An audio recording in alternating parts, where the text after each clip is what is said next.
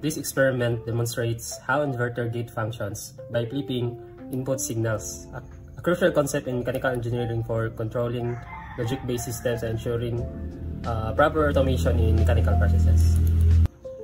These are the materials that we need: one 9 volts battery, 5 pieces LED in a color, 5 pieces 3.9k ohms resistor, a 174 LSO4 IC, 1 microcontroller, a bunch of hook-up wires, and a breadboard. So first, let's set up our connection for our micro switch and our LED.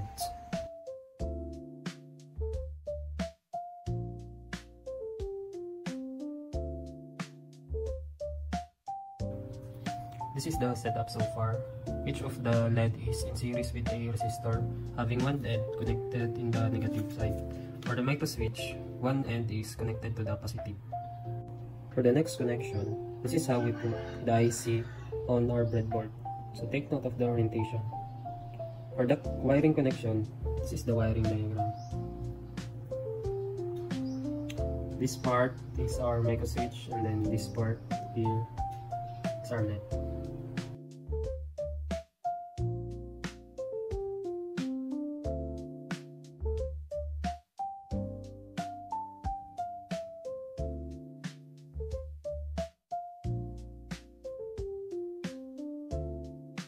And this is the final setup para sa atong experiment. So this pinaka-left na part sa atong IC, there is a upper is connect na to sa positive side. There is a lower na port is. And then the rightmost part is kini siya terminal kani brown wire kani ay connect siya sa ground. Now let us try to connect our power source, the 9 volts battery. Connect na to siya. So as we can see, nagsiga ang L2 and kining L5. Wow! So if we try to trace it sa atong diagram, so from the switch, ini, input na to is 0, kinaka-off pa man. And then if maagi siya dere, ma-invert siya, ma-1 siya, so that's why mo on na tong L2. Now if dire ta sa ubos, from 0, agi siya dere, may siyang 1, and then maagin po siya, mahimo siyang 0, and then maagi siya dere sa ubos. May mo siyang 1, that's why mo siga to ang L5. Unlike diri nga part, diri, if ito sa bayan 0, if magi siya diri mo 1, magin pa siya diri mo 0, that's why ato ang L1, L3, and L4 is wala nang siga. Now let's try if we input na og 1. So atong i-click ato ang button.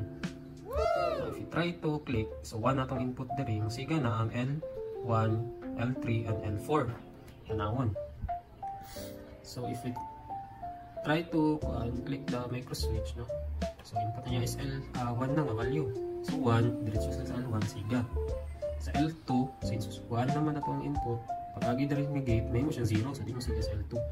So diri sa L3 is from here 1, agi siya diri may mong 0, pati na po another gate, so balik na po siya 1, so siga tong 3. Then diri, agi siya diri 1, then diri nga gate, labay siya, may mo siyang 0. Labay na po siya another nga gate, so may mo siyang 1, so manong mo, siga tong L4.